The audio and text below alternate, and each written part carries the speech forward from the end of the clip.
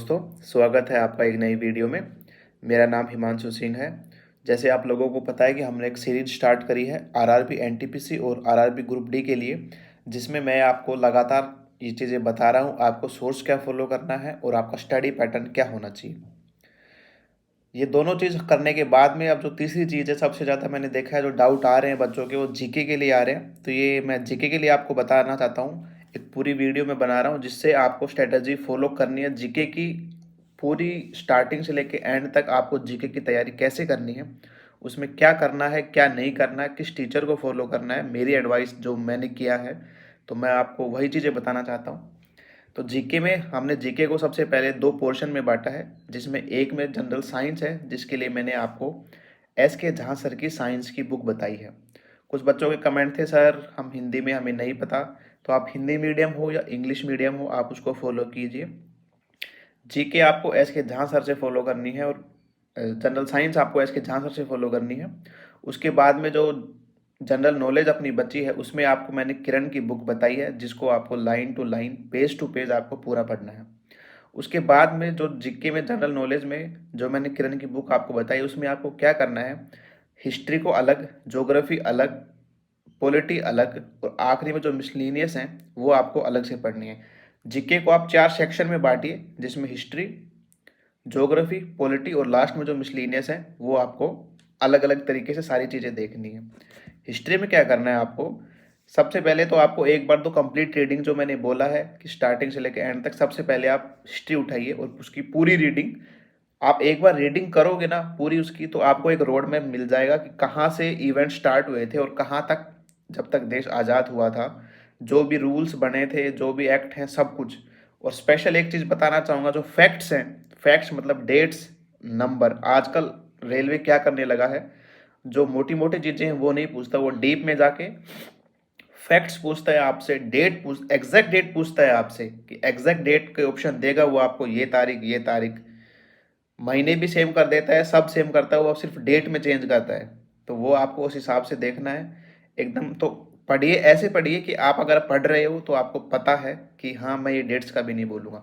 एक बार की रीडिंग में आपको ये सब नहीं होगा, तो आपको क्या करना है, सबसे पहले आपको एक रीडिंग मारनी है, थोरोली रीडिंग मारनी है ऊपर से उसको, ताकि आपको पूरा एक रोड मैप आपके दिमाग में बन जाए कि हाँ मुझे क्या करना है। उसके बाद में आपको क्या करना है, अगर आप हिंदी मीडियम से हैं तो रोजगार विद जो अंकित चैनल है, उस पर जो नवीन सर पढ़ाते हैं, उनकी एक नायक सीरीज चलाई है उन्होंने, मतलब कंप्लीट हो चुकी है। तो आप जाके पहले वो देखिए अगर आप हिंदी मीडियम से। इंग्लिश मीडियम से हैं तो मैं सजेस्ट करूंगा जो परमार सर एसएससी वाला चैनल है, सब लोग, बहुत से लोग उनको जानते हैं। उसमें जो वन शॉट वीडियो उन्होंने डाली हुई है, one shot geography, one shot history, one shot polity, one shot economy, तो सबसे पहले आप उनको ख़त्म कीजिए और विद नोट्स ख़त्म कीजिए। आपको नोट्स, वो सर नोट्स प्रोवाइड करवाते हैं, ऐसी बात नहीं है, अगर आप चाहते हो तो वो नोट्स ले लीजिए। लेकिन जब आप पढ़ रहे हो तो मैं बोल दूंगा आपको कि आपको नोट्स अपने हाथ से बनाने हैं। आप चाहे रिवीजन किसी से करो, लेकिन एक बार बनाओगे, आप उस चीज़ को सुन रहे हो, उसके बाद आप उस चीज़ को नोट डाउन कर रहे हो, तो डबल इफेक्ट पड़ेगा आपके उस चीज़ के लिए कि हाँ आपको चीज़ याद रहने की ज़्यादा कोशिश रहेगी। तो मैं आपको बताऊंगा, अगर आप हिंदी मीडियम से हैं तो नवीन सर रोजगार विद अंकित जो चैनल है, बहुत से लोग उनको जानते हैं, उनसे करना है। और अगर आप इंग्लिश मीडियम से हैं तो परमार सर एसएससी को आपको फॉलो करना है।